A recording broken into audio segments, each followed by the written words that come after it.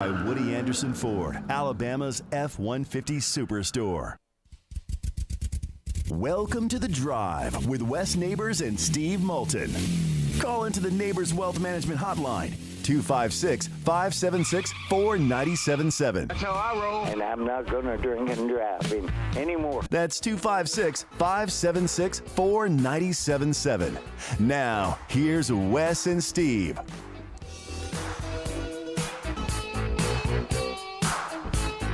Cranking up a new week and a new month. No better place to crank up a new month and a new week than here at Woody Anderson Ford, as they will get you set for the college football season with some tailgates. They got plenty of tailgating around here, I'll tell you that much. Along with Wes Neighbors, Steve Moulton here with you, and it's August. It is August, Wes Neighbors. How are you? Doing good. I guess 1 month. Less than 1 month. Vanderbilt is at Hawaii on August the 27th. Well, then what's the next game? I can go through the full schedule if you want me to. I'm kidding. It's also the start of camps. And we've got several coaches that met with the media today, including Eli Drinkowitz. Coach, we'll go ahead and if you want to get started. Come on, Coach. Yeah, I thought we had a good first day. A lot of excitement out there, obviously, just like any first day of fall camp. Plenty to coach off of, plenty to look at and correct. Today was really kind of the floor of who we can become, and there's a lot more ceiling to go. A lot of really good competitions. And the good news, anybody can take it, but anybody's not specific. We need somebody to step up at these places that we have battles, and that's really what this first part of training camp's all about. For somebody to step up, and like I said, anybody can do it. All right, but anybody's not specific. We need somebody to take ownership of these battles, whether it's the quarterback position, whether it's the center position, the punter position, at linebacker, at defensive tackle, at corner. We need somebody to step up and be consistent and do the things we're going to ask them to do to be successful and help us win football games. I do have an announcement to make. Due to an NCAA matter that occurred at a previous institution, Bency Polgar is going to be ineligible this season. We have appealed this decision, and we were denied. He is here for camp. He will be with us through this season, but he will be ineligible, and that's about as much as I can tell you. And so with that, I'll open it up for questions. So there you go. That is Coach Drinkowitz talking to the media today. Also talking to the media today is Tennessee head football coach Josh Heupel. Questions, we have one mic for you. Great to get out on the field today. Ended up being a beautiful day. Weather held out. It was great for us to get outside. Really excited about being able to get out there. The challenge for us as players and coaches, don't make the same mistake twice. Continue to grow. I love the energy, enthusiasm. Day one, that's really easy. We got to continue to have that type of focus and energy every single day. Believe this group has the ability to do that. Our practice habits so much cleaner. Communication, efficiency, just moving around the practice field, really good. So looking forward to watching it this afternoon with the guys and our staff. Short and sweet and to the point, although I will tell you that Josh Heupel also spoke to the media on Sunday. So, hence the quicker message to the media after day one in the books, as the Vols start on the Thursday as well of week one. Vanderbilt must have already started. Yes, they have, as they are getting ready to head on for that long road trip out to Hawaii. Hawaii Stadium's under construction. And so the game itself is an on-campus facility, and it's going to look at 15,000 is capacity for the venue at Hawaii. I think CBS Sports Network is going to broadcast that game. Did they tear down the other stadium? I don't know if they completely tore it down, but it's under construction. I know I read that. Oh, okay. So And they've been I'd be shut happy down. to go fly out Yeah, there and for check you on it, yeah. and check on it for you if you'd like me to. Well, I know how to get there, so it probably should be me. It's a group effort. If you'd like to be a part of the program, we have got a busy show in store for you today. Tomorrow at, I think, 6 o'clock Eastern is the trade deadline in Major League Baseball. We will continue to monitor that as the Braves did some moving today with the Braves designated Robinson Cano for assignment and then grabbing A-Day as the former Brave area Andrianza and is coming back to the Braves. We'll talk a little bit about that later on here in hour number 1 with the voice of the Braves, Ben Ingram, who's going to join us as the Braves enjoy an off day today. This after a sweep over the weekend. And now they get ready for the Phillies coming in for 2 games and then head up to Gotham for a big series against the Metropolitans. And the Braves continue to be 3 games back of the Mets. Coming up in hour number 2, it is August, so it's always college football season. So Mr. College Football, Tony Barnhart, will join us in hour number 2. And there is plenty to dive into now that camps are opening up. And so we'll talk some college football with Mr. College Football, Tony Barnhart, and also going to join us in hour number 2. I don't know if you saw the passing of Mr. Russell that was announced yesterday. And Pete Babcock, former general manager of 2 different NBA squads, going to talk a little bit about the life of Bill Russell on and off the court, but just my dad is from that area, Wes, and he had plenty of stories about Bill Russell, the basketball player, growing up. It was Ted Williams and Bill Russell. There's 2 good ones. Yeah, so those are the stories I grew up with, and I wanted to talk a little bit about that in particular with Pete Babcock in hour number 2. But incidentally, in case you're scoring at home, later on this week, Nick Saban is scheduled to talk to the press on Wednesday morning at 11 a.m. And if you missed that, we'll carry some of that for you here on the drive. But fall camps are cranking up, and we're getting ready. And there was one story that caught my eye in college football that is not getting nearly as much press right now, but I think it will. There is a new online NIL marketplace that connects fans to college athletes. And right now that we're a little over a year into NIL, your average NIL deal ranges between $1,500 and $1,800. Your average football player NIL deal averages almost $3,400, $3,390 to be exact. Your average deal for a women's gymnastics athlete is $7,000. So right now, the NIL deals for the Olympic sport of women's gymnastics, we certainly know what kind of ratings they get every single 4 years when the Olympics rolls around. So a little bit of a surprise there that it's doubling up what is the average football player deal at a little over $3,000. But the numbers just kind of pop out. In case you are wondering, it is called OpenDorse.com. That is OpenDorse.com. And everybody's there. Well, everybody that has signed a waiver to be a part of the NIL deal is on that website of OpenDorse.com. If you'd like to be a part of the program, you can certainly do so on the Neighbors Wealth Management Hotline, 256-576-4977. Let's kick things off with Brandon on line 1. Hi, how are you, Brandon? Man, it's been a fun day of 12 hours on the road.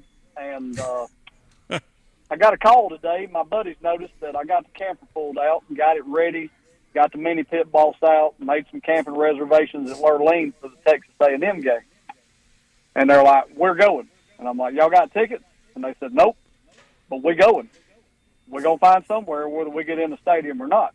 And a friend of mine, he's in the car with me sometimes, and he said, by the time that game kicks off, he said, I'm going to look like Steve Moulton at the 15th hole of the Corn Ferry Tour. He said, so I'm going to need somewhere to go.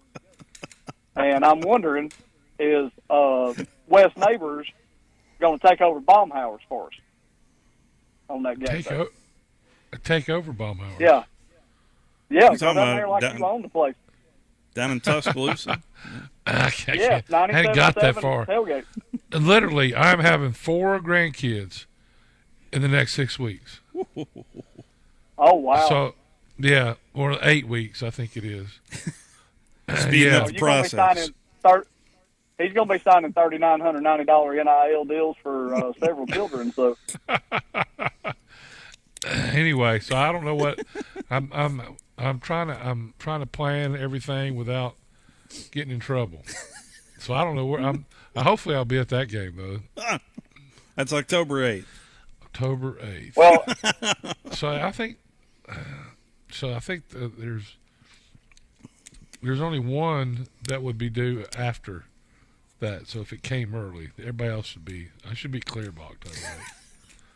We should have 3 my on the wife ground by says to then. me, 3 more. 3 on the ground. They're in the I told my wife, Yeah, they're the the- camper sleeps 9 and probably 2 in the floor. And she asked for a guest list, and she said, yes, the children are not coming. And I said, okay. So it's going to be a... Does that mean it's just gonna be you rocking and her? good time. No. That means it's going to be me and about 8 of my idiot friends, so she's not going to allow the kids to come because we're going to have a good time. That's going to be... I told Drew D. Armand what we ought to do is we ought to put a boxing ring up in the parking lot at Baumhauer's, and for $10, you can square off against an A&M fan. Just get out there and put it on and just throw it there because there's probably more people that want to fight in the stands than want to fight on the field. You know, I don't think A&M people are big fighters. Make them wear that sumo You know, suit. so I've been down there, and I predicted this would happen though. You remember, I went to the Texas A&M game. I think it was the first one there in Texas A&M, and everybody was so nice. It was unbelievable. You know, you go to Baton Rouge and you got the opponents, and they're yelling tiger bait and throwing your finger in your face, this or that. Yep.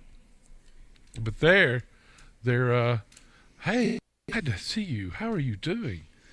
You know, and I predicted. I was walking. I said, everybody's so nice, it's sickening. They don't like you to step on the grass now. The grass is That's right. represents. There's not much of grass in Texas, that part of Texas, but so they're proud of it, and it represents the people who have died and fighting in foreign wars.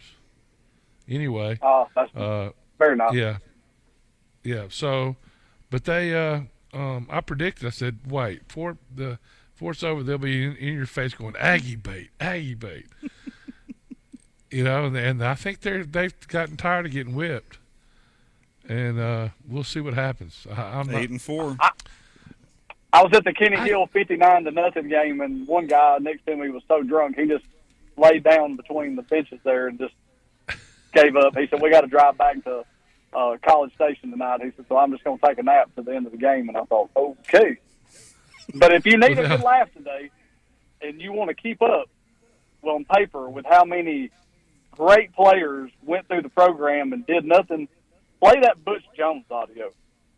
Dear Lord, is that hilarious? What, did he talk today, or? No, he did over the weekend. I tagged Scott Tyson, and he's talking about having Antonio Brown in the program, J.J. Watt, and all these people he's going to recruit. And Scott just murdered him this morning, talking about, oh, yeah, he gives you a great list of players that went on to have thriving NFL careers that all had to leave his program to go somewhere and actually do something because he didn't even have J.J. Watt play in the right position. But he went 2-9 last year, but he's going to turn it around this year. I mean, like it's like watching somebody get up there and they're trying to tell you why they're great, but they're actually winners in life. They're winners in life. That's right, brick by brick. Brick by brick, they are winners. in life. They need to pee because their eyes are yellow. Roll Tide. Thank you, Brandon. Man, I'm gonna look up Brandon though for the if I'm in town. I won't. I think that Drew and Dirtneck need to go have a fight. Ooh. We got to come up. I was thinking maybe the big sumo suits that once in a while. Well, that was popular about 20 years ago or more. I've just let them have at I it. got a visual picture. It wasn't pretty. No. 256-576-4977. That is the telephone number if you'd like to partake. If there is one other bit of news that we do need to pass along, we try to keep up with some athletes from our area. In fact, I was talking earlier to Wes about some players that popped up on the NIL endorsement deals, and Asa Martin is on that website, and that is the former Austin tailback who bounced around from Auburn to Miami. This is his senior season with the Memphis Tigers coming up, but you can do an NIL deal with Asa Martin if you so choose. But this popped up on the radar. Rolando McClain. Yeah. He didn't make it to Decatur this time. He was close. No, Moulton, Alabama, the county seat of Lawrence County. I kind of read that, and I mean, when you read it, it's not as bad as it sounds at first. So this is how it reads. This from 247 was arrested Monday this morning early. That's always not a good time to be out when it's that early. On drug and weapons charges, according to our local NBC station, WAFF. This is Rolando's second arrest and was booked in 2017 for possession of marijuana and carrying a concealed weapon. Well, according to the reports, he was pulled over while driving a 2022 Mercedes, and he was clocked at going 70 miles an hour in a 55. You know what? I'm guilty of that for me, too. During the stop, they smelled marijuana emanating from his car. When McClain exited the vehicle, he told police there was a firearm inside the car. What I read is the first thing he told him was a firearm inside the car, which I carry a firearm. I have my license, but I always say the same thing. When they come to the car, I always tell them. I mean, I said, I got just so, no surprises, right? Yep. And so I get that. I mean, obviously they found marijuana and he was arrested. And that marijuana's beat a lot of people for something that's not supposed to be addictive. Also found chewing tobacco. That's on the story as well. I don't know why that. Well, the marijuana was in the chewing tobacco. Yes. They were in separate containers. There was one of chewing tobacco and another one of like the Skull Bandit type of deal. Yeah, what I read is the marijuana was inside. There was a baggie inside of the tobacco. He was booked on charges of speeding, misdemeanor unlawful possession of marijuana, possession of concealed weapon without a permit. It'll all get thrown out before it's over with on that. Yeah. But it's just, you're hoping never to see his name in the paper again. Yep. I thought he had set up residence down in Tuscaloosa. Well, he had, but he's not. This isn't Russia. You can leave the county. But if there is ever one area that road doesn't, yes, I have. I have too. Just blink. But you live here, so I mean, yeah. I think it's impressive. He's obviously kept his money to have a 2022. The story reads worse to me if he's in a 2015 or 14. Last year you play, that's never good. That's usually beginning the end. That's a fair point. I mean, so I'm I hate to judge people and walk them out in another man's shoes. Rowe had a tough raising. We know that. Yep. But by now, the excuses are gone. You got to grow up and sometime. Yeah. And start following the law. If not, you're going to get your name in the paper. He was amazing. Yeah, he was. Seeing him play tight end as well as linebacker for Jerry Adcock and the Decatur Red Raiders, he was amazing. And I just you saw his full potential in Nick Saban's defense. Yeah, not many people started middle linebacker as a freshman, but they had to sit him down for a couple games because he kind of got on overload. Coach Saban loves Rowe too. I mean, he's done everything he can to keep him from going back to the wrong ways. So hopefully he can. But hey, let's talk about the past.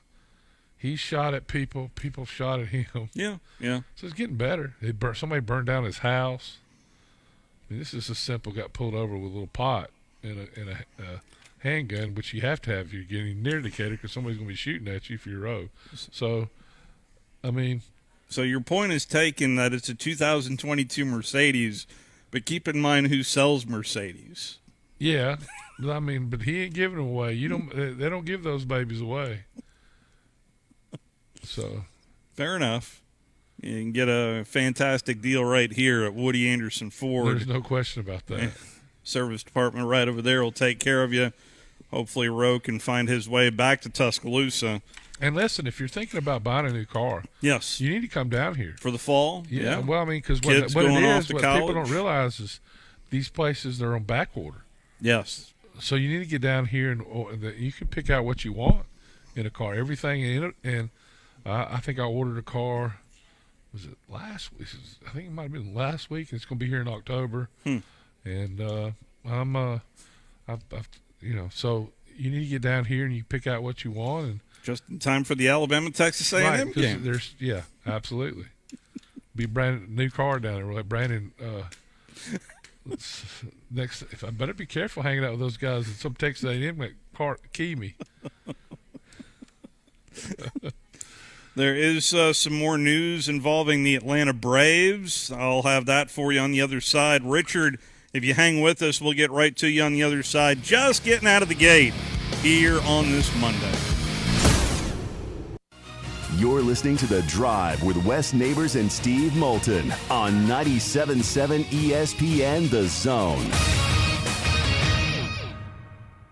Ann Adams with Berkshire Hathaway Rise Real Estate is the one name to know if you're buying or selling real estate. With years of local experience, Ann Adams offers buyers in-depth knowledge of the local housing market and will narrow available properties down to those you'll be interested in so you can save time when shopping for your new home. If you're ready to sell, Ann offers a seamless process using accurate pricing and expert negotiation skills to make sure you get a fair price for your home. Call Ann Adams today at 256-337-2625 or log on bhhsriserealestate.com.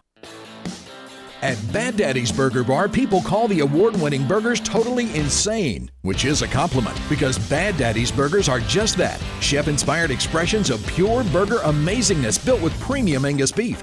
They're bold and they're bad. Pair one with one of their signature cocktails or assortment of local craft brews. Bad Daddy's Burger Bar, 2317 Memorial Parkway. Check out our menu and even order online at baddaddysburgerbar.com. It's been said that there are three things in life that are certain: death, taxes, and car commercials. But actually, there's a fourth certainty: the Woody Anderson Ford Rate Lock that allows you to lock in a finance rate when you factory order a 2023 F-150, Explorer, or Bronco Sport.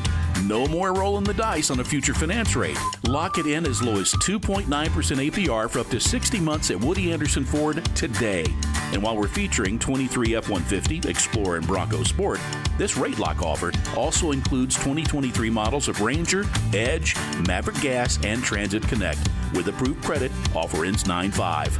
It's the Summer Supercharged Sales Event at Woody Anderson Ford. And with your trade being worth as much as 30% more than last year, it's a great time to make your move. Oh, and check our Ford Gold certified vehicles too. Low mileage, great warranty, and a full tank of gas and fresh oil change. Swing by today. The Summer Supercharged Sales Event, Woody Anderson Ford. Electric cars are coming faster than you think, and that's why we're bringing SEMA Connect to Alabama. Our team educates you and helps provide a long-term plan for your business. Where to put them, how to get them there, how to pay for them, tax incentives, service, and monitoring. We take care of everything. Doing the right thing means bringing EV car chargers to Alabama. Let us help you with your EV charging plan. Great food and the best live entertainment is what it's all about at the Furniture Factory Bar and Grill. Head to downtown Huntsville every Tuesday for karaoke on the only outdoor karaoke stage in North Alabama. Thursday night is the Valley's longest running and biggest bike night. Food and drink specials, giveaways, and live music on the patio. And the Furniture Factory menu is fully loaded with options from steaks to salads, plus a whole lot more. Featuring a weekday happy hour that starts at 3. 619 Meridian Street, downtown Huntsville, and online at FurnitureFactoryBarGrill.com. This segment of The Drive is brought to you by Woody Anderson Ford, located online at WoodyAndersonFord.com with 2 locations, Hughes Road in Madison and Jordan Lane in Huntsville.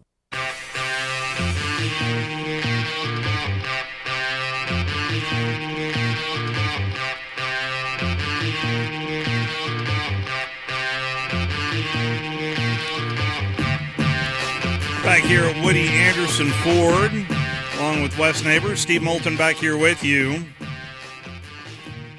So, from what I read, the lottery that was worth $1 billion was there was one winning ticket in Illinois. So, congratulations. That individual has yet to be named, from what I have read. Well, he's in the process of moving to Florida. Well, for the taxes, there's no state tax in Florida. Or Texas. Move to Tennessee. Yeah, Texas, Tennessee. Yeah, move to Tennessee. Yeah.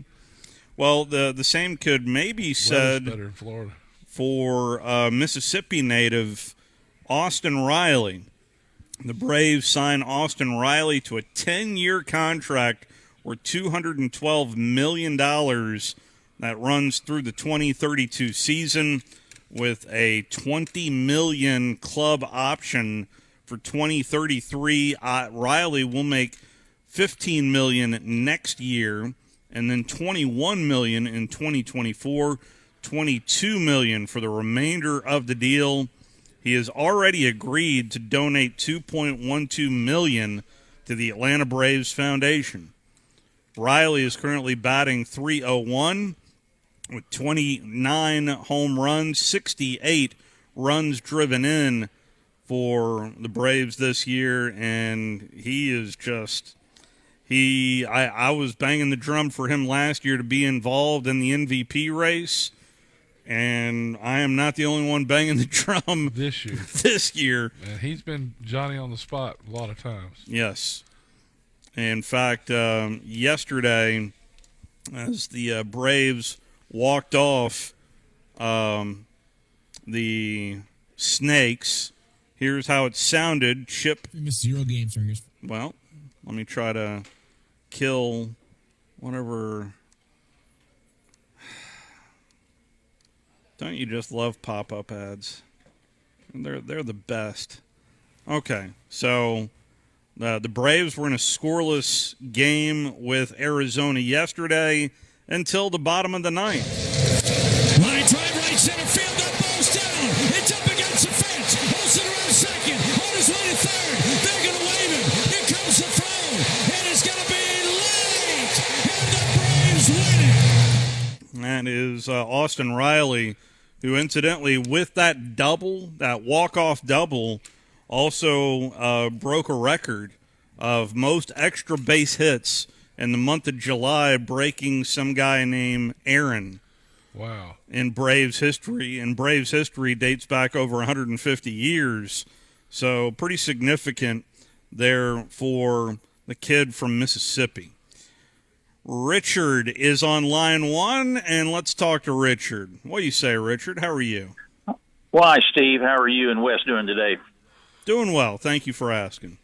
Good. I just wanted to call in. I tried to call in the last 2 Fridays to give you a compliment and some kudos, and I think the last 2 Fridays you guys were traveling and the show was a rerun of something else. Specifically, 2 Fridays ago, I think it was July 16th. So I'm just now getting around to getting back with you. But I wanted to, this is a comment on golf that I had not heard anybody else talk about, and I'm going to be the first one to call in and say thank you on something you did back in, I guess, early June. You did the color commentary that was on TV for the state high school athletic golf championships that were played here. Yes, I did. And I'll be honest with you, they're still rerunning it on public television, and I am very well aware. Every single time I get the reason I'm laughing is because Smokey Mike leaves it on ETV, and they've been playing it on a loop. It was 7.5 hours without a break. Of yeah. We had 2 holes to flip-flop from. By the end, were you going, wow? Well, I really enjoyed it. Still am enjoying it. And again, tried to call in 2 weeks ago during the British Open. I was going back and forth between watching the British Open and watching public television. But the reason I wanted to thank you and call in about that is I didn't hear you say anything during that telecast, nor have I heard any of the sports media this year talk about this. And if I missed it, then correct me. But this year, 2022, and specifically July 16th, 2 weeks ago, are very important red-letter dates in the history of golf in the state of Alabama and Huntsville. July 16th, 2 weeks ago, it was on a Saturday, was the 30th anniversary of Hampton Cove opening, and this year is the 30-year anniversary of the Robert Trent Jones Trail opening. That is crazy. It's been that long. And I haven't heard any of the sports media even talk about it. I have not either. No, I did. In fact, I do remember getting the booklet from because I wanted to talk a little bit about the track that the young men and women were playing, and that slipped past me. I was there for the Richard. Yeah. Well, the reason I know all this, Steve, is I'm a retired PGA golf professional, and I opened Hampton Cove 30 years ago, so I was there. I was there from the beginning. Yeah. Well, but, I appreciate the kind words, and the hardest thing about that, and I've told the folks at the AHSAA, they loved the coverage, and they want us to do it again next year. And I have simply asked for.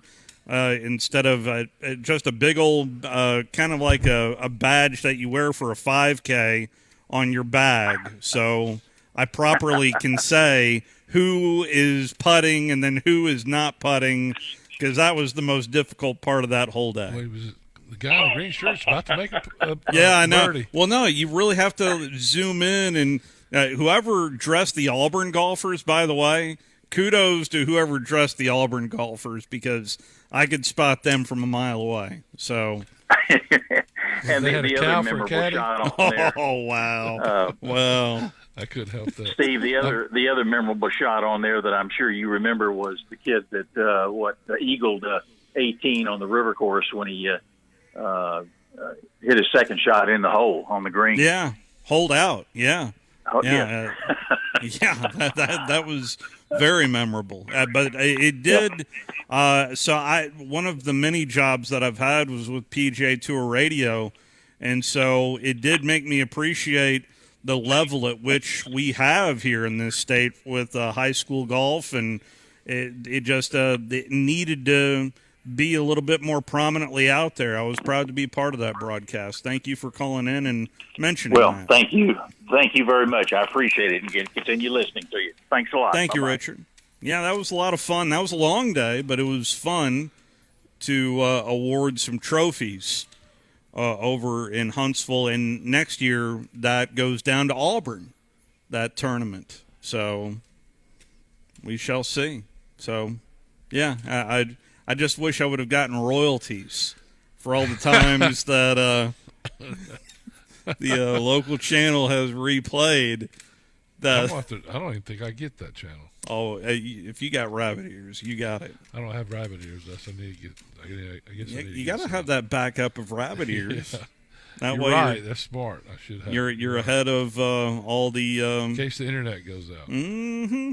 Yeah, yeah, and that does happen. 256-576-4977. That is the telephone number. We're roughly about 10 minutes away of talking a little Major League Baseball, Braves baseball, that is, with Ben Ingram. ESPN.com, David Hale did an impromptu research project on what is the future of college football. Over 200 players, coaches, and administrators responded to this survey. And some things that pop out to me is recruiting and whether or not getting coaches to agree on recruiting is one size certainly does not fit all.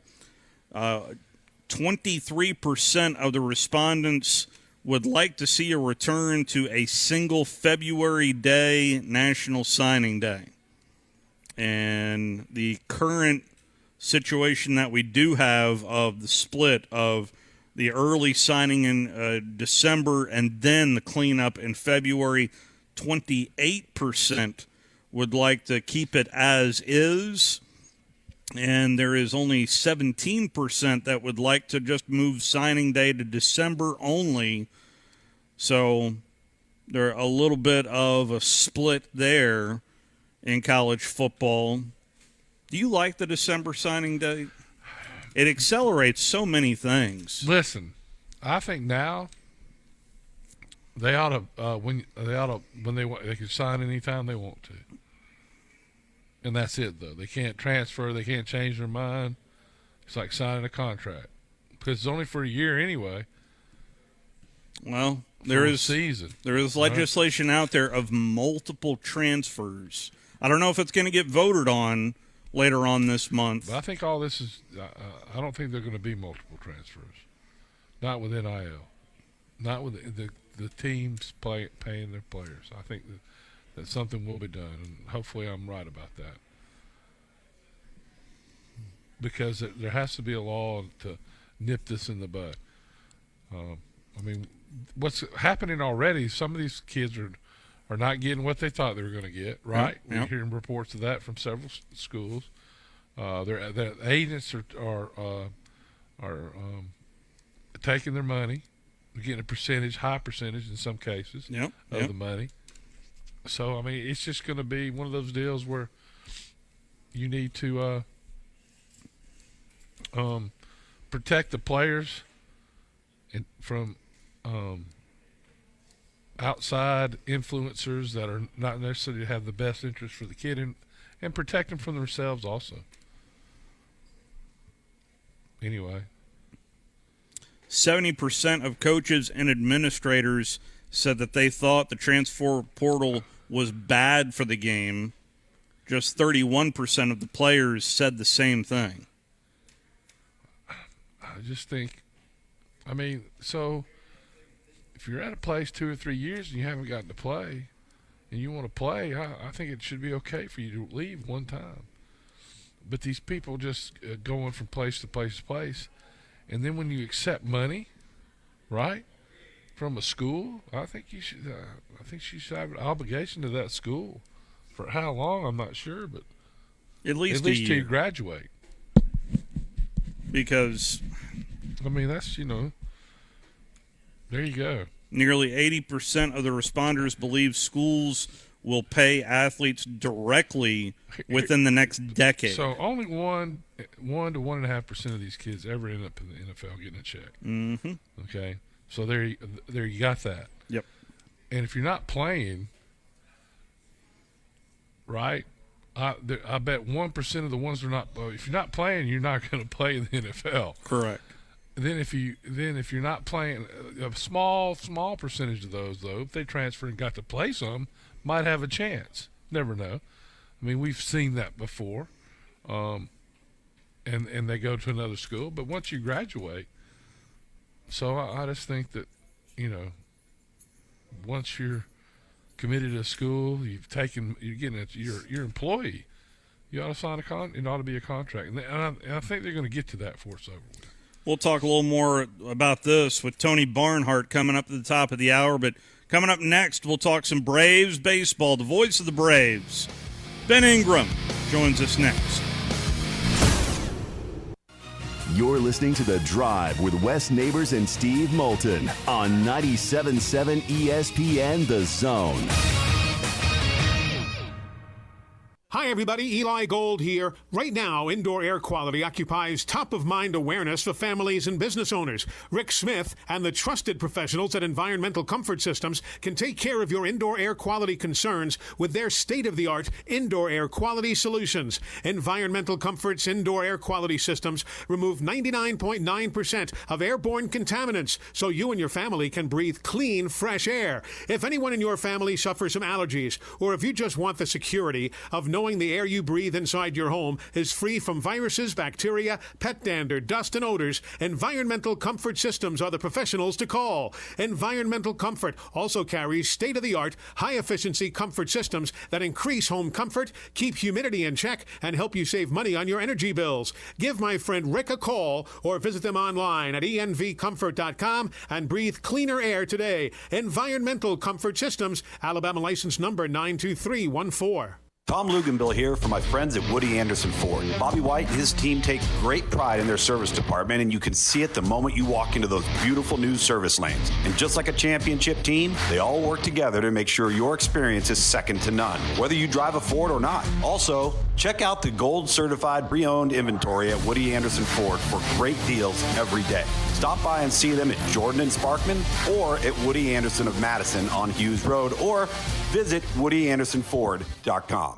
At Bad Daddy's Burger Bar, people call the award-winning burgers totally insane, which is a compliment because Bad Daddy's Burgers are just that. Chef-inspired expressions of pure burger amazingness built with premium Angus beef. They're bold and they're bad. Pair one with one of their signature cocktails or assortment of local craft brews. Right now, you can get $50 worth of Bad Daddy goodness for just $25 with our zone deals. Log on 977ESPN.com now to get your deal before they're gone. When I chose a garage door company, I did my homework. I needed Precision Overhead Garage Door Service. They have a 5-star Google rating. I checked their reviews and liked what their customers had to say. Precision Overhead Garage Door has lifetime warranty packages. Same-day service if I call before 2 p.m. If they can't make it the same day, my service call fee the next day is waived. They did a 25-point safety inspection on the door and operator. Now that's peace of mind. Residential, commercial, and gate services. Precision Overhead Garage Door Service. Call 256-400-4500. Hey, Dad? Cool if I change this? They may not get each other's music, but they can both get a COVID-19 booster shot. Because the CDC recommends booster shots for people 12 years and older after completion of a primary series. Schedule an appointment as soon as you are eligible. Sponsored by BioNTech and Pfizer. At Mr. Sparky, we're America's on-time electrician. Do you value professionalism and punctuality? Want to learn from and work with the best pros in the electrical industry? Then you're just who we're looking for. Mr. Sparky is seeking hard-working, committed, and trustworthy individuals. With industry-leading salaries, benefits, and growth potential, we also provide ongoing training. So come join our team at Mr. Sparky. You don't have to put up with any malarkey. Call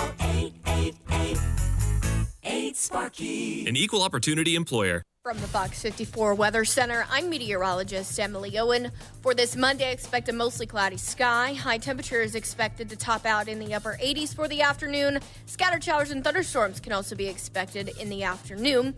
For your Monday night, a few isolated showers could still be lingering around. Otherwise, a partly cloudy sky. Low temperatures falling in the lower 70s. I'm meteorologist Emily Owen on your home for ESPN Radio 97.7 ESPN, The Zone. Hi, this is Eli Gold, voice of the Alabama Crimson Tide. Join us every week for Alabama football right here. Listen to Alabama football all season long on 97.7 ESPN The Zone.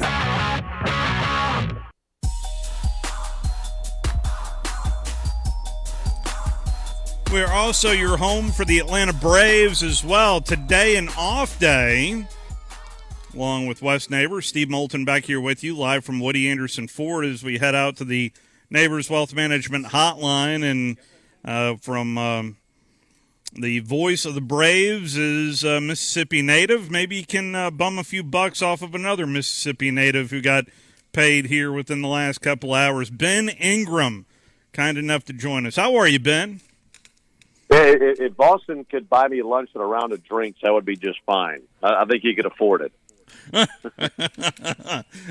A few more snow cones, right? And yeah, I heard that. So. I heard that recently on a broadcast with you and Joe, and it's been quite the couple of months, honestly, for the turnaround. What would you say is the key to this turnaround the last 2 months for the Braves, Ben? I think lots of things have contributed. I'd say that the first step was the pitching and the defense. I think once Michael Harris came up, that made the outfield defense so much better. When you have a really good defense, your pitching is going to improve. And then statistically they have. I think once they brought him up, that really gave the team a really solid defense in the infield and the outfield. And those pitchers have stepped up. I think about the same time Spencer Strider went into the rotation. And for the first 2 months of the season, we were waiting for someone to solidify that final spot in the rotation. And went through Bryce Elder and Kyle Muller and some other options. But Spencer Strider took that spot and he ran with it. And has done a really nice job. So lots of things have really come together. Dansby Swanson has really had a much better June and July than he had in April and May. We just saw Austin Riley put together one of the best months a Brave has ever turned in any month, as he had a terrific month of July. So all those things have come together, and still trying to catch the Mets, but man, a much better baseball team on the field the last 2 months than the first 2 months. Boy, yeah, you ain't lying on that, Ben. It's been a lot of fun to watch from afar, honestly, and I can't imagine covering it on a daily basis. Any word on Ozzie Albies' progress? Is there any updated info on him? We'll know a little bit more on Ozzie in about 2 weeks. When they first addressed his injury, they'd say it about 8 weeks is what they said it would be until he could resume baseball activity. It's been just over 6 weeks. So once we get to the middle portion of August, I think once we get to maybe August 14, 15, somewhere in there, he may be cleared to go down to Florida, start a ramp up, and then a little bit after that maybe start a rehab process. I'm not sure how long he would need to get back out there and rehab. I'd guess at least a week. So my expectation for him at best would be early September, and at worst maybe mid-September. So I'm hoping that he'd be available for the final month of the season. How big is losing Duvall as well from defense and offense? It looked like coming back from that paternity leave, he was just that baby bump, for lack of a better term. It looked like he was really getting into a groove. Yeah, he was. You hate losing anyone. The outfield depth, I felt like you had gotten to a place where once Eddie came back, you felt like they were good to go, and then you lose Duvall. And I really feel like between now and the trade deadline tomorrow, that's one of the biggest voids for this team. And I don't know what is out there in terms of what the Braves have that would really convince another team to trade a piece to them. I've been a big Ian Happ fan. We've seen Trey Mancini go to Houston today. There's some other outfielders, I'm sure, who are out there that could help give you some depth. But you'd like to have a switch hitter or a right-handed hitter who you could trade for and throw out there. So it was a big loss. You trade for Ade Adrianza today, and while he's primarily an infielder, if you had to run him out there in the outfield, you could. I'd say that at this point, anything's better than Marcell Ozuna in the outfield. He's good as a DH, and that's about as far as in my opinion, his talent goes. But I know that between now and the trade deadline tomorrow, they'd like to address that. We'll just see if they do or not, but that's a big loss losing Adam. What was different other than the obvious results we saw out of Ian Anderson? It felt like Ian had been in a funk up until this previous start that he just had. He needed that start so bad. For the last month or so, Ian just had not had the results that you're looking for, and I'm sure there are lots of answers for that. To me, it's a lack of fastball location. He could go and get himself another pitch. That would go a long way, but that's a lot harder to do than folks may think that it would be. Using his curveball more, I thought he had some success versus the Diamondbacks the other day. his fastball location is so key because his key pitch is a slider. I'm sorry, this is changeup. If you have another pitch, let's say a slider or a sinker, whatever it may be, sometimes those pitches can live on their own. The changeup cannot. The changeup is only going to be as good as the fastball. And if you can locate your fastball pretty where you want, that's really going to enhance that changeup a ton. But if you don't have a fastball, that changeup's not going to have the same type of effectiveness as it would. And I think that's going to go a long way for Ian. He can live being a three-pitch pitcher. There's no doubt about that. But the fastball location and the usage of the curveball has to go up. We saw him throwing his curveball for strikes the other day, starting counts with curveballs for strikes. And to me, that was the biggest catalyst in him having the success that he had versus the Diamondbacks. So I hope that that's the kind of outing that can be a game changer for him and that we can see more of that, because if he's not going to be as good as he was the other day, if he's going to be the same guy that we saw in June and July, then that to me is a need for this team at the trade deadline, and that's to get another starter, and I don't know if they can go do that. So Ian needs to be who he was the other day, needs to be that the rest of the season. I realize Kenley Jansen had some soreness in his back. You think I realize he pitched as well from over the weekend. Do you think he's good to go?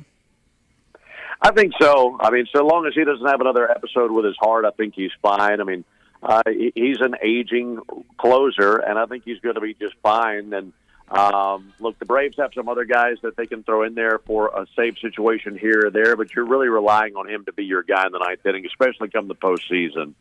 So you just hope that he's able to continue good health, and a lot of that is stretching for him. He's big into pregame stretching. He has to stretch more than the average pitcher does, and it's a big process to get his body ready to be on the mound, compete, and have the success that he's accustomed to. So I think that would go a long way to add another piece to the bullpen. If you were to ask me right now, if you could only add one piece to this team, what would it be? It would be a right-handed reliever to give yourself another option down there in the bullpen, but hopefully Kenley's 100% the rest of the way. Any update on Mike Soroka? No, we've not seen Mike throw since he took that liner off the knee. I've said this all along. I don't expect to see Mike the rest of this season. I know a lot of people were optimistic for September. I never was. It just didn't seem realistic to me. And maybe he surprises us, but it's just a lot to go from not pitching in the big leagues for 2 whole years to being thrown into the mix and being relied upon for major innings in the month of September. I think his best option is to go through a strong off season, continue to build, and be available for 2023. I hope I'm wrong. I'd love to see him. I'm as big a Mike Soroka fan as anybody, but it just seems like we'd be rushing a little bit too much if you're to try to push him and have him in there at some point this season. I'm on board with the Alex Anthopoulos trade. It's amazing how what he has done, just track record-wide, has lined up as well as it has in the recent past. But giving Austin Riley a 10-year deal with that club option for 2033 now makes me wonder about that guy that's to the left of him in the infield, and Dansby Swanson. And so that is still a big question mark that I have over my head right now, Ben. Yeah, I think the Dansby would probably wonder the same thing. I mean, look, Austin's the kind of guy you want to lock up. You want to have him here for a long time. If you ended the season right now, to me, he's the MVP of the National League, and hopefully he's still that at the end of the season. But to me, he's been your best player. He's been your most valuable player. Dansby has had a terrific season, and either way, you're going to need to spend some money for your shortstop next year, whether that's Dansby or that's someone else. There will be a few other shortstops out there come free agency. I don't know that you want to get to free agency with Dansby Swanson. I think you need to go ahead and lock him up if you can. And we don't know that those attempts have not been made. Just because the Braves came to a deal with Austin Riley doesn't mean they have not had communication with Dansby Swanson's representation. I'm sure that they have. This one for Austin just happened to move a little bit better than whatever the conversations have been for Dansby Swanson. So you've got Ozzie locked up, you've got Matt locked up, you've got Austin locked up, and I think they'd love to have a deal for Dansby Swanson, but we'll just have to wait and see and see if that's something that the team comes to terms with Dansby between now and the end of the year. If not, we'll see what their directions are for shortstop, because that would be a major loss if you can't bring number 7 back.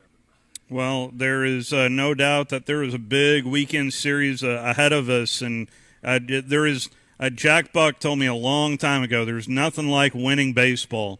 And the older I get, the more I'm finding that he is absolutely right, because once that calendar flips to August, meaningful baseball, 12 more matchups, I believe, with the Mets, including a doubleheader this weekend. That sounds like a lot of fun, Ben. That's exactly what it is, and I'm glad you see it that way. I think a lot of people would look at it and say, well, they got to do this or they got to do that. Well, they do in order to get to the postseason, but this is to be enjoyed. The postseason is the only portion of the season that we can enjoy. This is fun. I mean, go ask the Pirates or the Nationals or the Rockies or the Tigers what their August and September is going to be like. It's going to really suck. I mean, let's be honest. The Braves are in a place where this is a lot of fun, and we'll see the Mets 9 times in the month of August, 3 times in September. So I don't want to go ahead and say that the month of August is going to determine the division, but it's going to go a really long way in getting to pair up against those guys as they're getting back to full strength, and the Braves are feeling like they're pretty close to full strength. That's going to be awesome to be right there in the center of attention for Major League Baseball. Ben, my final question for you. If there's one guy who I don't think is getting enough credit, it's William Contreras. And I realize this is an all-star we're talking about, but I feel like we don't talk about him as much as we should. That's probably a fair assessment. I mean, think about that. You're talking about a guy who is on this team. He's technically a backup catcher, yet he's in a position and he's done things where he demands our attention. He's so talented. I mean, seeing his swings over this past weekend, when we get an opportunity to see him play, he makes great adjustments for a guy as young as he is. And there's not an ounce of doubt in him.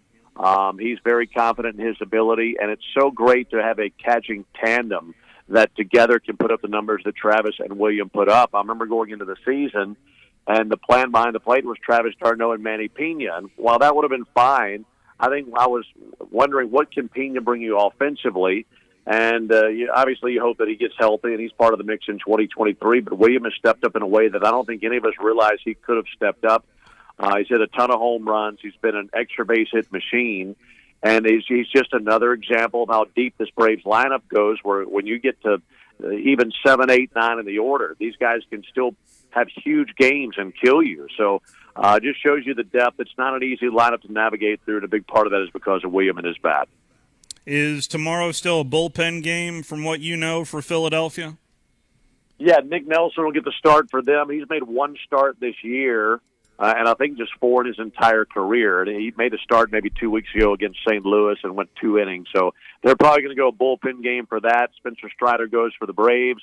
And look, anytime you're talking about a bullpen game and the Phillies are involved, I like the Braves' chances. Let's hope for good things, and we'll be listening. Thank you so much, Ben. Appreciate the time, sir. Yeah, you got it. Thanks for having me. That is the voice of the Atlanta Braves, Ben Ingram. You'll be able to listen to that game as soon as we get done tomorrow. It's a full week for us here as we're starting here at Woody Anderson Ford. Then tomorrow we're at the Furniture Factory Bar and Grill. And don't forget, on Thursday we'll also be at Baumhauer's Victory Grill. 1 hour in the books. Time to talk a little college football. It is, after all, August. And Mr. College Football, Tony Barnhart, set to join us after this Sports Center update.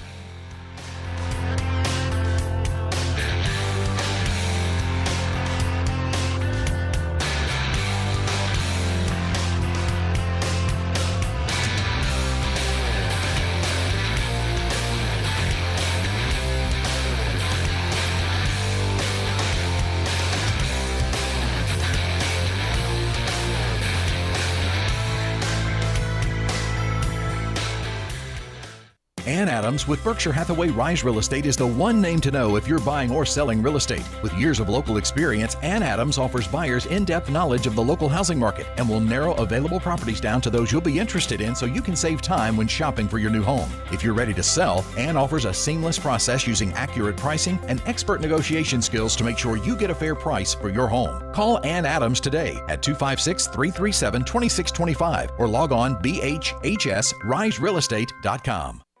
At Bryant Bank, we believe your goals are worth chasing, and every step along the way is worth celebrating.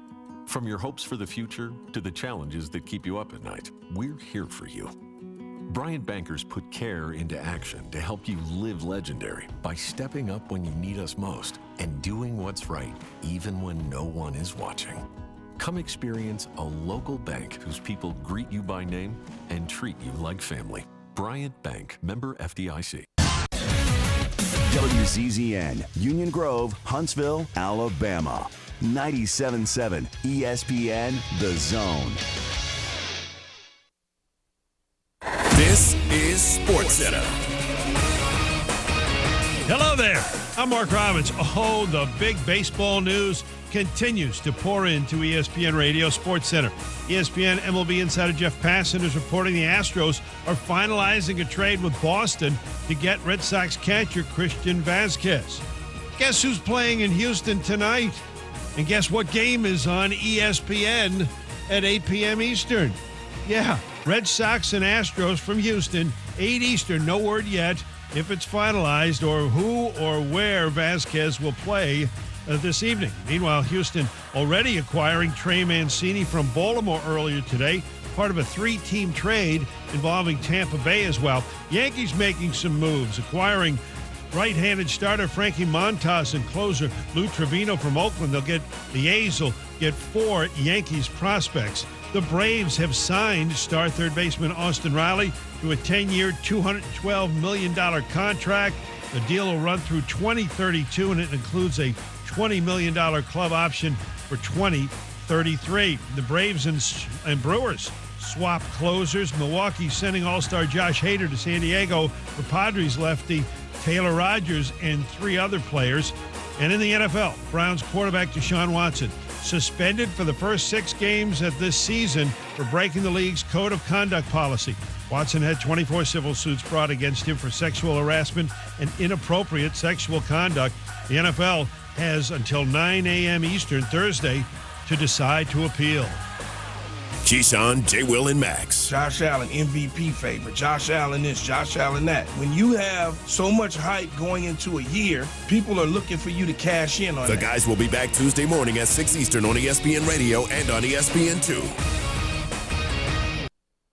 97.7 ESPN, The Zone. Welcome to The Drive with Wes Neighbors and Steve Moulton. Call into the Neighbors Wealth Management Hotline, 256-576-4977. That's how I roll. And I'm not going to drink and drive anymore. That's 256-576-4977. Now, here's Wes and Steve. Going to start hour number 2 like we started hour number 1, and that is it's football season. Come on now, say it with me. It's football season now that we've changed the calendar to the month of August. We do have some NFL later on this week, as a matter of fact, as the Hall of Fame game will kick off on Thursday. Then the inductions on the Pro Football Hall of Fame is kind of your unofficial start to the NFL season, but camps got underway for a lot of teams today at Tennessee, at Missouri, and a few other spots as well. You see the Atlanta Falcons had to stop practice early? No, I didn't. Yeah, because they were fighting. There's nothing wrong with some angry birds. No, let's talk some more football, shall we? They're fighting each other. Mr. College Football. I'm sure you never got into a fight in Tuscaloosa. Never. Mr. College Football, Tony Barnhart, kind enough to join us. What do you say, Tony? Well, man, as Coach Spurrier would say, talking season's over. Let's go play ball. Let's go. That's right. Let's suit up and blow the whistle and get ready. And everybody's undefeated right now. That's right. Was there any? I'm just, I don't know about y'all. I'm just tired of talking about this NIL business. I mean, goodness gracious. Let's talk.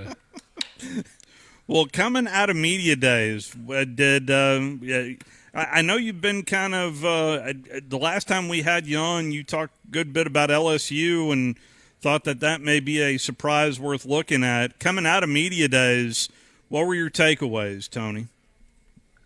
I think what you do is you take Alabama and Georgia and you put them off to the side, okay?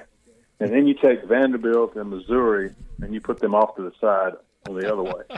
And the 12 teams that you got left are all capable of beating each other. I think this is going to be as deep as we've seen the conference in a long time with good teams. Only 2 great teams, but 12 really good teams that are all capable of beating each other. So the question, I think, is who's number 2? We know who number 1 is going to be. It's going to be Alabama and Georgia. But who's number 2 in the SEC East and the SEC West? And there are a lot of teams that could finish number 2. A lot indeed. So I just schedule-wise, it doesn't feel like the schedulers did Arkansas any favors. And over on the East, it kind of feels like Florida is I don't know what to think of the Gators. I really don't. The Gators are one of the most intriguing stories in this conference because they're going to be good. I'm just not sure they're going to be good this year. I think Billy Napier's got a lot of work to do rebuilding that roster. Does Anthony Richardson turn into the elite quarterback we think he can be? But we don't know yet. And right now I've got Florida 4, so in the division. So you've got Tennessee probably ahead of them? Tennessee and Kentucky ahead of them. Gotcha. And which one of those is ahead of each other? Tennessee is 2nd and Kentucky's 3rd. Although I could be talked out of that, but I could be talked out of that. But I just think Hendon Hooker played so well last year, 31 touchdown passes and only 3 interceptions. I mean, do you know how hard it is to only throw 3 interceptions? I mean, normally balls will bounce off a guy's head or he'll drop it and it'll fall into somebody else's hands. So I thought he had a tremendous season. And if there is another team coming out of media days, Tony, that I don't know what to think of them, it's South Carolina, and especially with how they overperformed last year. And there was certainly a lot of hype around this quarterback, but it just I don't know exactly how good or bad the Gamecocks are going to be. I think they're a 6-6, 7-5 team, and I think if they can build on that, if Spencer Rattler turns out to be the quarterback that everybody thinks he can be, but I don't see it being enough to win eight football games. I see them as a 6-6, 7-5 team. And then is Georgia as a shoo-in as we all think, or you tell me? I realize. There is no debate at quarterback, but a lot lost defensively. But there is a good amount coming back defensively as well for Georgia. I just don't know talent for talent if they can match what they did last year. Well, first of all, to answer your question, they can't match what they did last year because that was a generational defense. That's one of the best defenses you're ever going to see in an age like this. To hold opponents to 10.2 points per game. I think the number 2 team in scoring defense gave up like 14 points a game. That's 4 points more. This is one of the great defenses you're ever going to see. Now, is Georgia going to be really good on defense? Yep, they sure are. And remember this name, Jalen Carter. Defensive tackle, takes the place of the big guy last year. Keep your eye on that guy. This guy is a football playing dude. He just couldn't get on the field because of Davis and all those guys. So Georgia will be good. They won't be as good on defense, but they'll still be really good. And I mean, we are the radio home for the Alabama Crimson Tide for so many seasons for Nick Saban, and we've had that gap debate. And with the amount of talent that's coming in here, it did feel like last year was as young of a team that Nick has had to deal with since he's come to Tuscaloosa, and they, lo and behold, win an SEC championship.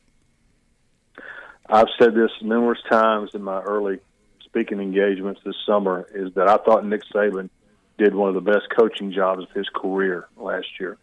To take that team, as young as they were, with the offensive line being, okay, by Alabama standards, it was average at best. And for them to win an SEC championship, to beat Georgia and beat them soundly, in Atlanta and to come close to winning a national championship with that team. I thought he really coached very, very well. Now, all those young guys he had to play last year, now they're back. You got the Heisman Trophy winner at quarterback. You got a guy who could win the Heisman Trophy, who's good enough to win the Heisman Trophy at your rush in, and Will Anderson. And oh, by the way, Alabama's mad. Okay, you don't want to play Alabama when they're mad because they're incredibly talented, and it's going to be fascinating to watch. And I don't see Alabama losing a regular season game. So the other story that we kind of pay a little bit of attention to during the offseason is hot seats. It doesn't feel like there's a whole lot of hot seats around the Southeastern Conference. Is there any warm seats? I don't think so. I mean, obviously the situation at Auburn is problematic. I don't see how that's going to end very well. But after that, everybody else. Well, here's the thing, guys. There aren't as many guys on the hot seat because of 14 SEC coaches, 10 have been at their school 3 years or fewer. All right? Think about that. 10 coaches, 3 years or fewer. The other 4 coaches have been there a while. Saban's been there 16 years. This is Kirby Smart's 7th year. Mark Stoops has been at Kentucky for 10 years. Jimbo Fisher, I think this is his 5th year. So those guys have been, but everybody else has been at their place 3 years or fewer. So the best statistic I like when it comes to Nick Saban and being at Alabama is that there have been more SEC coaches at the other schools than he has losses. There you go. He's pretty good. That's incredible. Do you think about that? Yeah. Well, you mentioned the worst season he's had was that horrible 10-3 season back in 2010. He's won 14. He's won 13 or more games. It's some ridiculous number that he's won 13 or more, like 7 or 8 or 9 times. It's just it's to the point when they lose, we're shocked. And they lost one regular season game last year, and that was on the road, field goal at the buzzer. And that was it. Won the rest of them. Well, and it took 4 overtimes in the last Iron Bowl against the Auburn Tigers. And you mentioned Auburn, and I can't help but want to root for Brian Harsin because of how he has handled this offseason, Tony, more than anything. I just don't know if he's got the horses to do it. Well, I will say this. He was very impressive at SEC Media Days because, to his credit, it was the elephant in the room. Everybody knew it. He walked up there and said, I'm going to talk about this right now, and that's the last time I'm going to talk about it. If you need any more details, Google it. I love that. That was great stuff. It's just a bad situation, and we don't know what kind of quarterback play they're going to get. I know Zach Calzada coming over from Texas A&M. He was very inconsistent last year. TJ Finley, I don't know about that. Obviously they will build around Tank Bigsby, but I don't know that they have enough really good football players to make a difference. And they're going to get picked to finish last in the West by just about everybody. So that's and you look at their schedule. If they don't get off to a fast start, it's going to get ugly really fast. That 5-game homestand out of the gate. I said at one point during the offseason, and Wes scoffed at me, that if it goes badly, there's a chance with with the early signing date in December, there's a possibility that if it does go bad, they may be looking for a coach come October 1. That would not, in today's climate, what you just said, Steve, that would not surprise me at all because you're looking at that. We're going to let him coach to the end of the year, knowing what we're going to do anyway. I had a athletic director I respect a whole lot who told me, he said, as the athletic director, once you've made up your mind that you're going to make a change, do not wait. Do not wait. Go ahead and make it. That's best for everybody. Remember, that's what he did with Ron Zook. They did it with Ron Zook when they fired him at Florida. Yeah, but who's in control at Auburn? No, I couldn't possibly tell you that because I'm not sure even they know. Exactly. I think that's the biggest problem they have. No, and that is a problem. There is no question about it. But you know what? Auburn's got to want. They are the only ones who can fix it. Okay, there's no magical wand or anything. If they want things to change, then they have to fix it. And in the meantime, things are probably not going to go all that well for the football team. Hope they do, though. You kind of like pull for a guy like that. Yeah. Yeah, definitely. Talking to Tony Barnhart right now in the Neighbors Wealth Management Hotline. One other thought on warm seats. I threw out the name of Jimbo Fisher because of the expectations. Is that fair? Well, of course, we're not talking about fair. Fair has no place in this discussion. I mean, look, here's the thing about last season. Yep, they beat Alabama, and that's a big deal. It really is. But what people don't talk about is the fact that the Aggies went 4-4 in the league. Okay, that was an issue. They were very inconsistent at quarterback, which is why the quarterback's not there anymore. And they hope that Haynes King and Max Johnson they're bringing in from LSU, maybe that works out. But yeah, the fact that Jimbo Fisher, who is recruited, went out and signed I think he signed the best recruiting class in the history of the world. Was that what it was? Wasn't it something like that? Well, Tony, they touch a little bit on the morning show about that 4-4 record last year. Yeah. But there was a statistic, and I don't know, I haven't looked at it in 5 years. But if you have the number one recruiting class within 4 years, you've played for a national championship. Going back way back. I'll be darned. Well, I'm the most willfully ignorant person about recruiting you will ever meet. So I have no idea. And this is a Texas A&M team that lost to Ole Miss late in the year, and then lost at LSU in what was Ed O's kind of swan song. Right. Well, I think they've got enough talent to compete with Alabama. I just don't think they can beat Alabama, and they're certainly not going to beat them in Tuscaloosa. And but that'll be fun. That'll be an intense game. Well, an early barometer might be the U coming in on September the 17th. Yep. You better keep your eye on. I'm telling you guys now. Keep your eye on Mario Cristobal. This guy is a very good football coach. He went to Oregon and built that into. He took an SEC mentality to recruiting, and so that is going to be something to watch. So it does feel like, barring something we cannot foresee, it's Bama, Georgia, once again playing for an SEC championship. I'll be stunned if that is not the case. And I think they've both got a chance to go through the regular season undefeated. So are you hearing anything more about further expansion? Or are we finally, you think, at a settling point once these television contracts are signed that we'll have some sort of stability for the next handful of years? I don't think anything happens. Well, let's put it this way. As far as the SEC is concerned, they don't need to do anything. Now, if Notre Dame ups and joins the Big Ten, now you got to have a conversation. Still may not do anything, but you're still going to have a conversation because the Big Ten's already making more money than you can imagine, and Notre Dame would only add to that. But I think the SEC. Listen, the SEC made their move last year. All right, and people are like, aren't they going to react to what the Big Ten's done? No, they don't have to react to what the Big Ten's done because they made their move a year ago.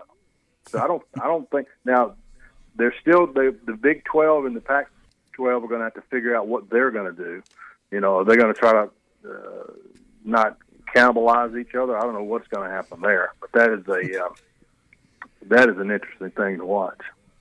Did you hear what Kliakov said at Pac-12 Media Days in that little pot shot? Didn't know whether or not he was going to take some teams from the Big 12. Yeah, he said when the Big 12 commissioner said we're open for business, and Kliavkoff said, okay, well, that's good. We haven't decided if we're going to go shop there or not, but it's nice that they're open for business. So, I mean, is this a great country or what? Man, I'm telling you. Oh, goodness. I'm still waiting for an off season. It feels like we haven't had an off season in a little over a decade, Tony.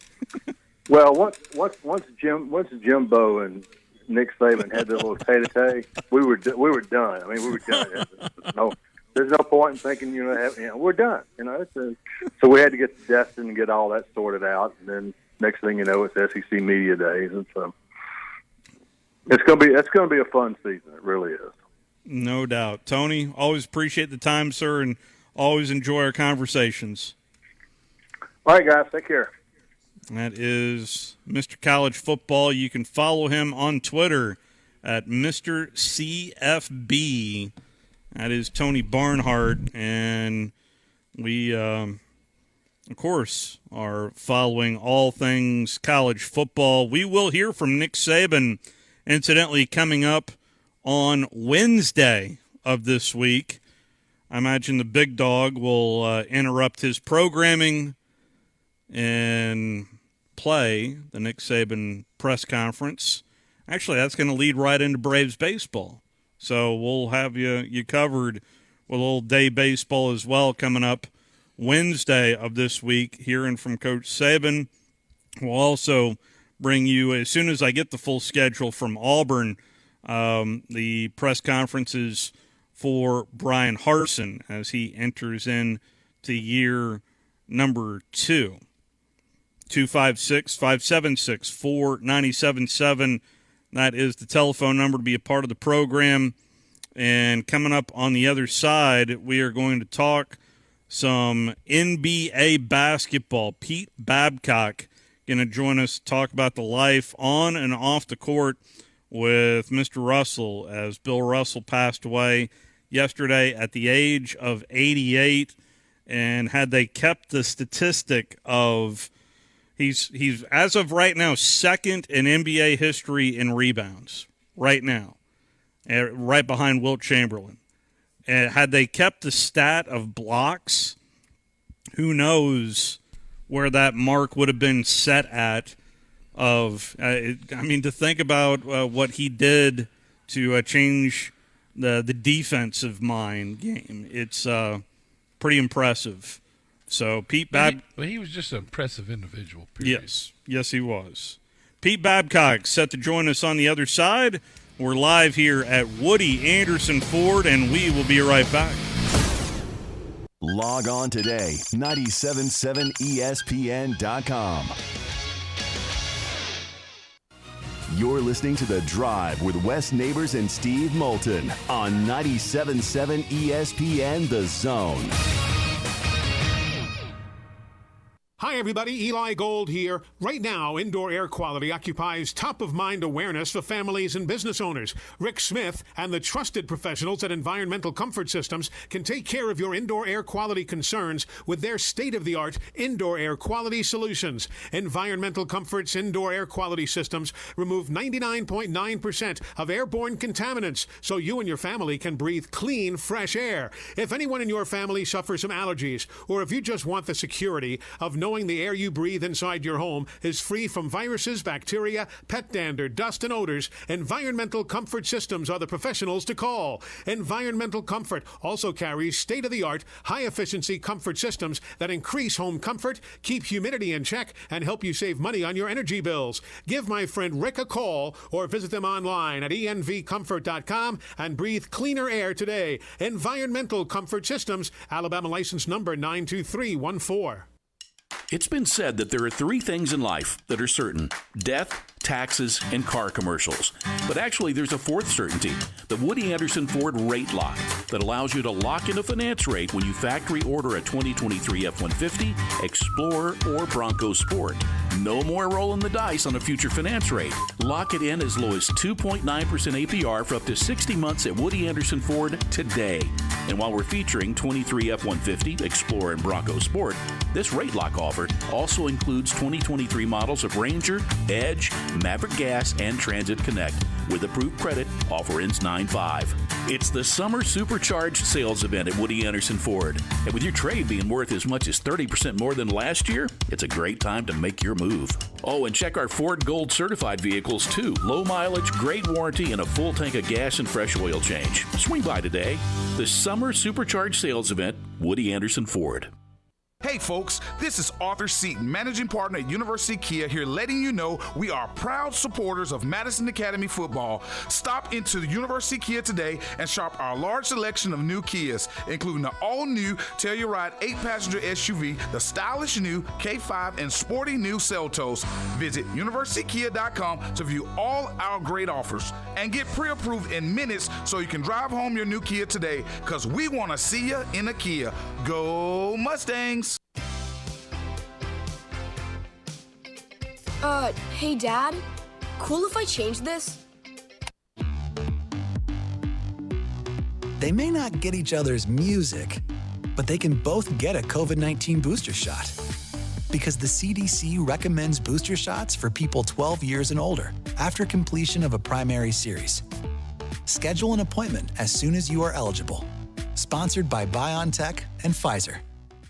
AVIQ. Who is AVIQ? AVIQ is audiovisual the intelligent way, where we put our IQ to work for your AV needs. With more than 100 years combined experience in audio, video, and automation, our team of experts is dedicated to one thing: helping you discover technological solutions that make your home special. Once you experience a game or a movie on one of our state-of-the-art home theater systems, you may never leave the house again. AVIQ can build the entire system for you or provide the quality components if you're a do-it-yourselfer.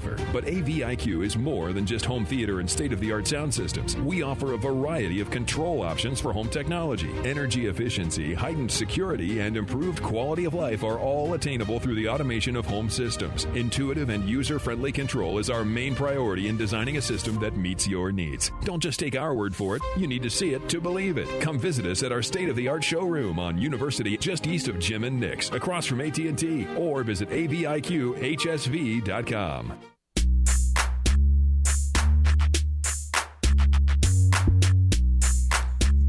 Back here at Woody Anderson Ford, along with Wes Neighbors, Steve Moulton back here with you, and we have had a full topic to discuss today, and cannot help but want to talk about the passing of Bill Russell, who was a giant on and off the court, and this clip is making the rounds right now. So back in 2017, Mr. Russell was receiving an award from the NBA, to which quite a few of the big men went up on the stage with Mr. Russell to present him the award. Among them included Shaquille O'Neal, Dikembe Mutombo, and a few others.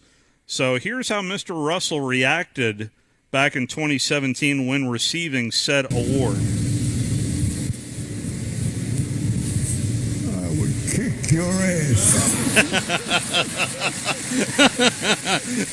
Went right up and down and pointed to them all. Cream, Shaq, everybody. That's a little bit of Bill Russell right there. And right now, to help us talk about Mr. Russell, someone that has been on this program before. He is general manager of 3 different franchises with the Hawks, Nuggets, and Clippers, and he is Pete Babcock, who's kind enough to join us. How are you, sir? I'm fine. How are you tonight? Doing very well, and certainly appreciate your time this evening, and cannot help but just want to blanketly start with when you heard about the passing of Mr. Russell, your thoughts. Well, Bill Russell was my first childhood idol. I grew up as a huge Celtics fan because my family roots were all in New England. And so Bill Russell was literally the first sports idol of my childhood. And years later, when I got to know him and spend some time with him, it just reinforced that I made a good decision on having him as a sports idol growing up, because he represented so much that was good about not only the sport but our country, and so many different things that he's passed on. And I hope that younger players would study his game, because he was a very cerebral player. I could tell you tons of stories about things that he used to do. Like he for example, he would, when he's traveling to a game, whether they were on an airplane or on a train, he would close his eyes and he would visualize. Say they were going to go play the Lakers, he'd visualize blocking Jerry West's shot as Jerry drove the lane, or blocking Elgin Baylor's shot as he came across the key with his acrobatic kind of moves that he had. And what he would do is he would replay it in his mind over and over again, because he knew how those guys moved. But he thought the mental practice that he was doing was basically like a real thing, like it was reality. So when the game actually happened, and here came Jerry West down the lane driving to the basket, in Bill's mind, he'd blocked his shot 100 times already that night before, that day before, and so he would block the ball for possession. He wasn't a big fan of slapping the ball out of bounds and the showy block shot. He wanted to block it for possession, so he'd tip it to himself or tip it to a teammate. But just remarkable what he achieved on the court and off the court. I remember asking Bob Pettit, it was there one guy that you kind of winced going into the lane, and he immediately said Bill Russell. Yeah, there's a good reason for that. Because, Russell was such a great intimidator, and as I said, he worked at the mental aspect of the game, so that we used to call it basketball cybernetics when people first talking about mental training, and he was probably at the forefront of that whole concept, and he was just remarkable. How far ahead was Red Auerbach of running a franchise back in the day? Because, I mean, not only did he cultivate that being a coach, but it seemed like his sweet spot was running a franchise. Well, Red's first year coaching the Celtics, he drafted the first African-American player in the NBA, Chuck Cooper. This is a few years before Russell. And Red started this whole thing because he felt so strongly about just drafting the best player available, not looking at the fact that there were no blacks playing in the NBA at that time, and it's an all-white league up until 1950. And he drafted Chuck Cooper because he got word from Bobby Douglas, who was the coach of the New York Wrens, who was a good friend of Red, that Abe Saperstein wanted to get rid of two of the Globetrotters, Chuck Cooper and Sweetwater Clifton, because they both were asking for raises and better working conditions for all the players, and staying in better hotels and all this. And so Abe really wanted to get rid of these two players. So Red knew he could draft one of them and not create a war with the Globetrotters, because the Globetrotters were extremely important to the NBA in those days, because they were the ones that drew the fans. The NBA games didn't draw many fans. You booked the Globetrotters to come play in your arena, and then you'd play the game afterwards, or you'd play the first game, and then they would play the second game. But he opened the door to really African Americans being in the league, and Red never wanted credit for it.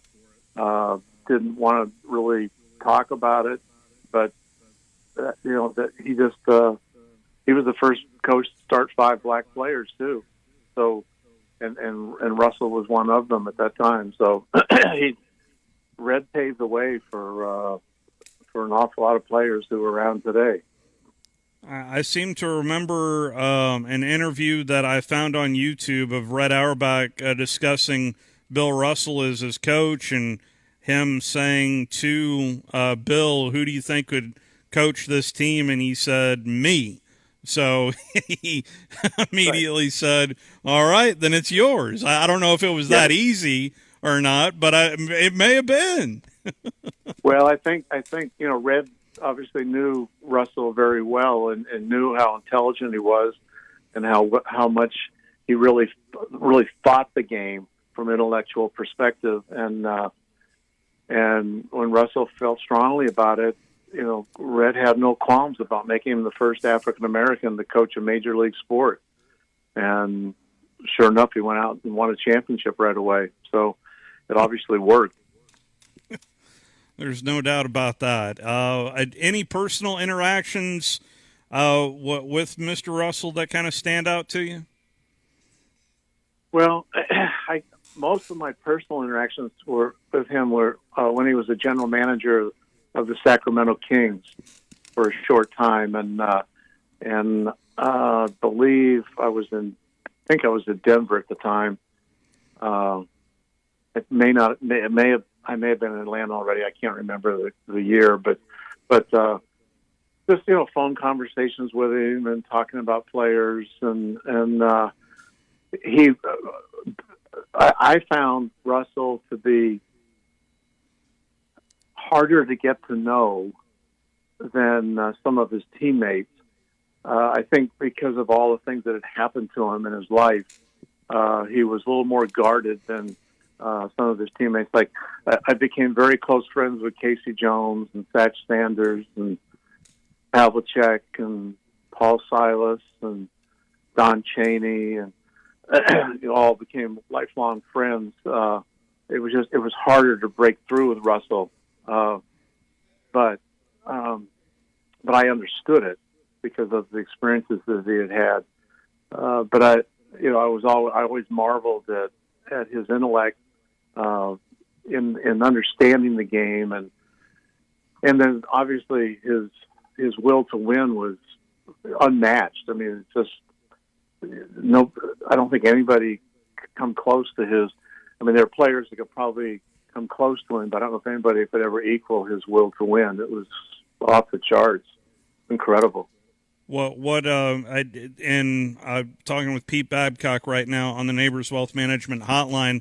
I've only seen a couple of games on film, but the battles between Bill Russell and Wilt Chamberlain were, at least from what I've read, just in the couple of games that I saw, there was one interview that Bill did about guarding Wilt, and he went through the progressions on when to contact him and when not to contact him, getting down to the details of that, of just playing mind games with Wilt Chamberlain.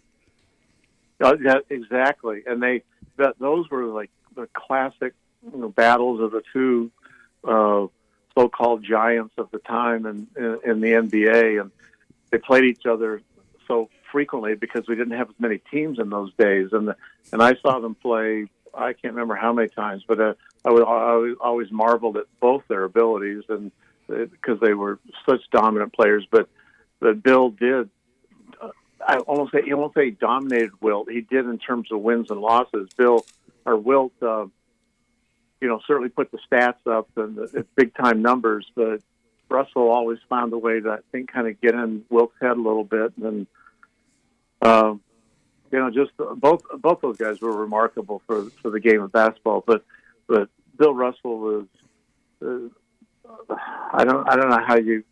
There are not enough words to describe his impact that he had on the league. I can tell you a quick story that Satch Sanders told me about.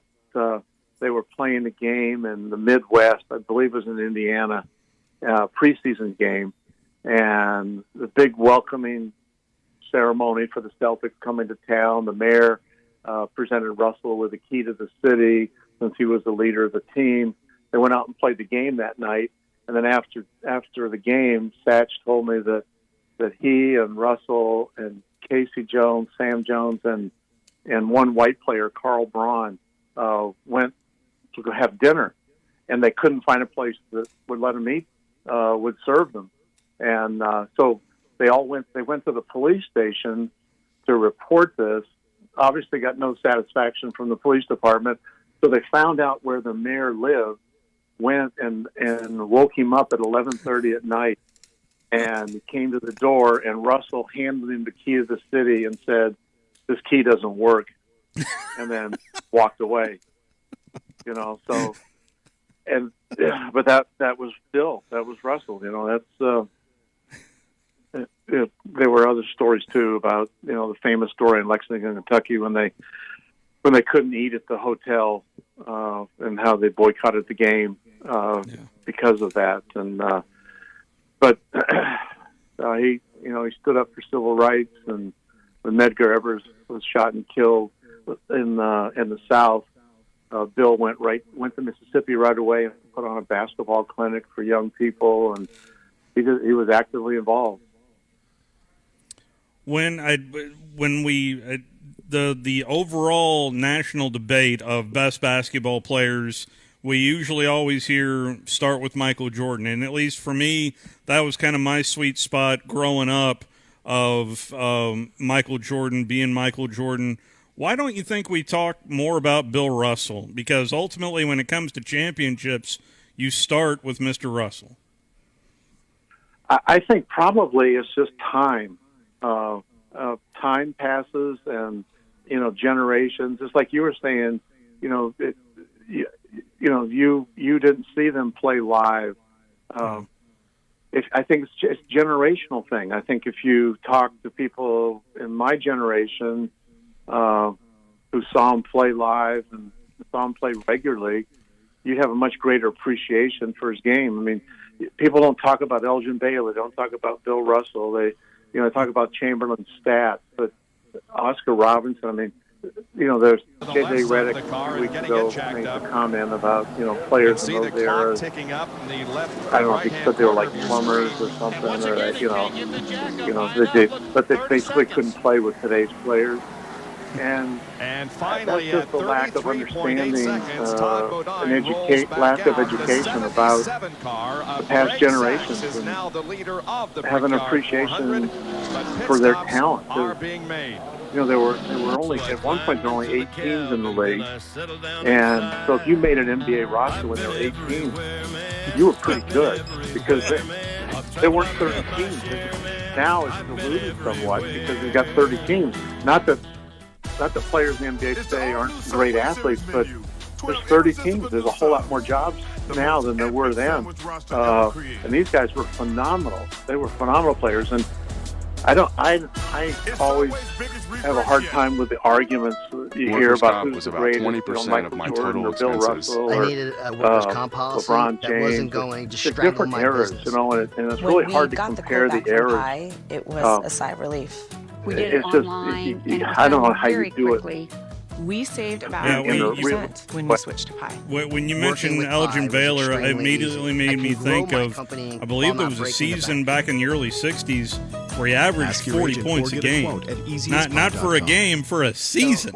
I mean, that to me is just unworldly. We have a deep, almost spiritual connection. Well, if you go back, before we had the three-point shot, and before we had water heater needed a tune-up before I now you can't hand check out front. But when I first came in the NBA, hand checking was legal. If you were guarding somebody on the perimeter, you could actually put a hand on their hip. Clients do you have? Unless they faced the basket. If they faced the basket, you had to leave them alone. But if they were turned to the side or even their back to you could actually put a hand on them. I need Indeed. And if you were playing in those days against T.R. Dunn, Derek Harper, all without having to do any one of the dance big, move. strong Are your guards. headlights cloudy and oxidized, making I mean, your car look these bad? guys were Are big and powerful. They put a hand on you, hold you. Cerakote's headlight It was hard to restoration move. restores weathered And headlights today back to you light can't new do that. and keeps And them that way for life. If Stop these wasting guys your time who with scored solutions that don't last. crazy numbers like Cerakote's Elgin includes did, everything you and need Jerry to go from West, this to this. and Simply wipe away oxidation. Oscar, Give them a light if sanding they and played apply in the today's ceramic league where coating. you couldn't That's touch it. the guys, True ceramic who technology knows how does much the they rest. score? They'll I mean, restore because they clarity, played in look great, a time and when you could guaranteed actually to put last. hands on Available somebody now and at Walmart. It was a much more physical Just game. on my car with Cargers. Well, Yeah, you did. at least from And you instantly got the I had best, most the competitive good offer from our fortune network of of thousands of bumping dealers. into So Mr. you're Russell selling the 2 car times, that's and keeping the you were right. Of at least the first time was very cold, but I just I don't like to judge people on one, and then the second time I had more of an interaction with him, because I ended up talking basketball with him, and I talked specifically about blocking it to yourself. And he definitely made that into a fine art of swats are great, blocks are great, but I always point out when I'm doing a basketball game that if it's a block out of bounds, it's not your possession. And boy, did he make that into a fine art more than anything. But his impact off the court, I think, is probably what he would like people to remember today more than anything. I said that I think you're right. I really think you're right. NASCAR is giving credit to Ted Musgrave, you know, the leader at the 100-mile mark. He stood up for Muhammad Ali when it wasn't popular. Left side of the you car. know, when he had changed his name and adopted the Muslim religion, and then refused to induct into the Army at a time when that was not a popular thing to do. And, you know, he wasn't afraid to stand by him, support him. Like I said, he went to Mississippi right after Medgar Evers was assassinated. And there is your summary after 100 miles. He marched with Dr. King. He took it all very seriously. And he made a big effort to try to help basically improve race relations. He drove a bus in Boston when busing was a huge issue to help school kids get from one place to another, you know, and do it safely. And he wasn't afraid to step out and voice his opinion. And it probably aggravated some people and rubbed people the wrong way at the time, but he didn't hesitate to do what he believed was right. I certainly appreciate you hopping on and talking about the life and legacy of Mr. Russell. I certainly hope you and your family are doing well, and I know we'd love to have you back on, sir. Anytime. I'm happy to do it. Great talking to you. Thank you, Pete. You could win one of 4 1995 That is Pete Babcock, who has served as an NBA executive for the Clippers, Nuggets, and the Atlanta Hawks. And talking about the life of Mr. Russell, Bill Russell, who passed away yesterday at the age of 88. This key doesn't work. Pit stop, Man, that is awesome. therefore falls back into the scoring Let's take our final time out. We'll take your phone calls, final call for phone calls as we wind down a Monday. Right behind him is third place. You're listening to The Drive with Wes Neighbors and Steve Moulton on 97.7 ESPN The Zone. Your home of the Alabama Crimson Tide is 97.7 ESPN The Zone. There's the knee, and Alabama has again done the job. You know, folks, the more things change, the more they remain the same. Alabama is still Alabama. Your home of the Alabama Crimson Tide is 97.7 ESPN The Zone.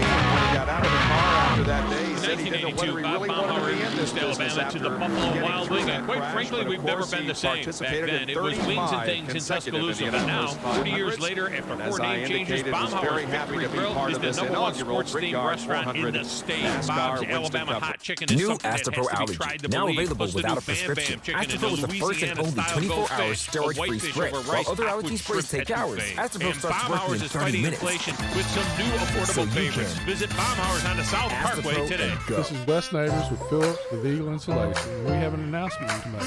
Yes, Wes, we are now Eagle Masonry and Installation. Still a place to call for your installation needs. Now we offer masonry services. What kind of masonry projects can you do?